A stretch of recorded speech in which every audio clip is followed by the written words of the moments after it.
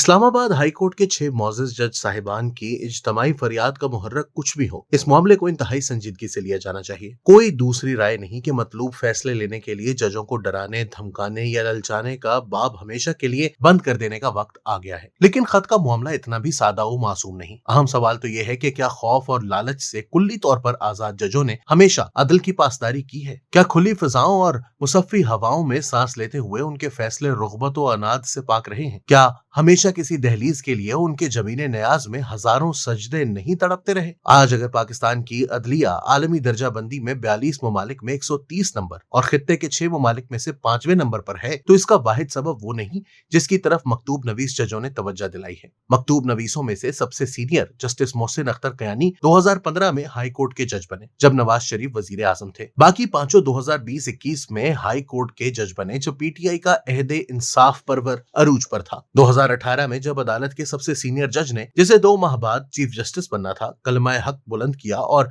दुहाई दी कि आईएसआई के एक जर्नैल ने उसके घर आकर एक मतलूब फैसले के लिए दबाव डाला और लालच दिया, तो उसे आबरू बाख्ता अंदाज में घर भेज दिया गया। तब मकतूब नवीस आला justice Mohsin Akhtar Kayani high court का हिस्सा थे, वो खामोश रहे। बाकी 5 मकतूब नवीस भी पिछले 3-4 बरस से एक एजेंसी की मुदाखलत की दुहाई देने वाले सीनियर रफीके कार का हशर देख रहे थे। किसी ने कोई खत न लिखा कि हम भी इसी तजुर्बे से गुजर रहे हैं, हमें भी फरीक बनाओ। तब किसी ने उसका हाल तक न पूछा, उसे पुरसा तक न दिया। इसका मुकम्मल समाजी मुकाता किए रखा। उसने बेटी की शादी पर सबको बुलाया, कोई एक भी ना आया। किसी एक ने भी फोन पर मुबारकबाद तक न दी। किसी को ख्याल न आया कि वो सिर्फ अपनी नहीं है, उनकी जंग भी लड़ रहा है। ये सब सरे साहिल बैठे उसे भंवर में गोते खाते देखते और ठट्ठा उड़ाते रहे। 2 साल की जिस मेहनत ने शौकत अजीज को कोल्हू में पीस के रख दिया था, मकतूब नवीस आला उस मेहनत के तहफ्फुज के लिए सीना सपर हो गए और उसे अपनी इंसाफ परवरी की सबसे बड़ी तरजीह बना लिया। जस्टिस मोहसिन अख्तर कयानी हर उस बेंच के मोतबर रुकन रहे जिसने नवाज शरीफ की हर अर्जदाश्त बेदर्दी से मुस्तरद कर दी। जज बशीर के फैसले के खिलाफ नवाज शरीफ, मरियम और सफदर की अपीलें 17 जुलाई को इस्लामाबाद हाई कोर्ट में लगी। अभी शौकत अजीज सिद्दीकी ने जनरल फैज हमीद किस्से का इंकशाफ नहीं किया था, लेकिन इसे नामतलूब समझते हुए बेंच से बाहर रखा गया। हालांकि वो सबसे सीनियर जज था। 2 रुकनी बेंच की सरबराही जस्टिस मोहसिन अख्तर कयानी को सौंपी गई। 25 जुलाई को इंतखाबात थे,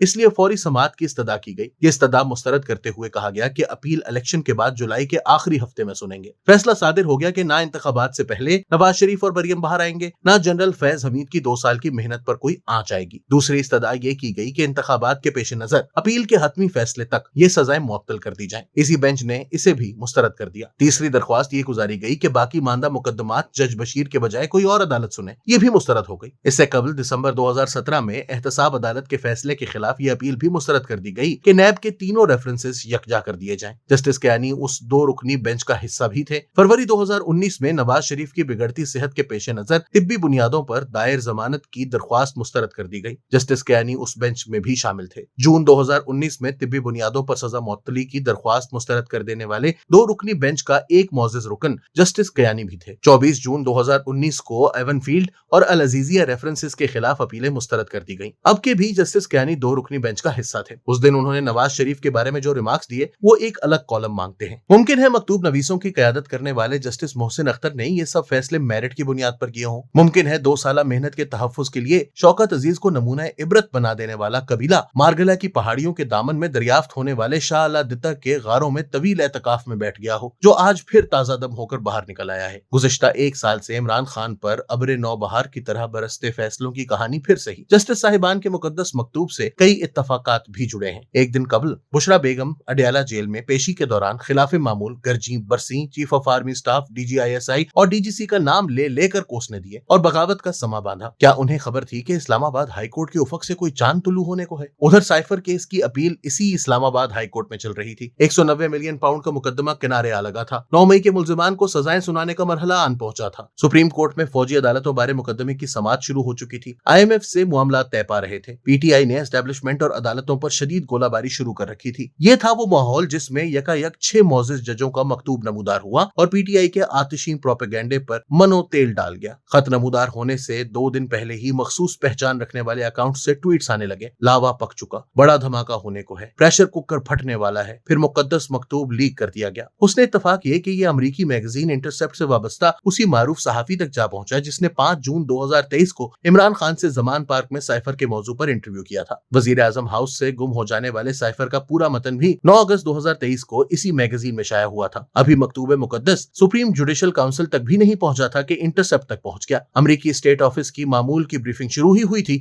कि मस्कूरा सहाफी ने 6 जजेस के मकतूब पर सवाल दाग दिया। पाकिस्तान के चेहरे पर कालक थोपने वाले फितना घरों को वाफिर सामान मयसर आ गया था। इसे भी इत्तफाक ही कहना चाहिए कि एजेंसियों के जबर की दलील के तौर पर सिर्फ इमरान खान की मुबैयना बेटी टीरियान के मुकदमे का हवाला देते हुए बताया गया कि जिन 2 जजों ने इसे नाकाबिले समाअत होने की राय दी उन्हें हरासा किया गया। मकतूब नवीसों ने बेचारगी का इजहार करते हुए कहा है कि हर जज काजी फायज ईसा और शौकत अजीज सिद्दीकी की तरह बहादुर नहीं होता वजह, लेकिन किसी जज को इतना भी कमजोर और नहीफ नहीं होना चाहिए कि किसी नामालूम खून पर उसका फशारे खून खतरनाक हद तक बढ़ जाए और उसे अस्पताल ले जाना पड़े। जिसको जानो दिल इतने ही अजीज हों उसे इस गली में जाना ही नहीं चाहिए। रोजी कमाने के और वसीले भी हैं।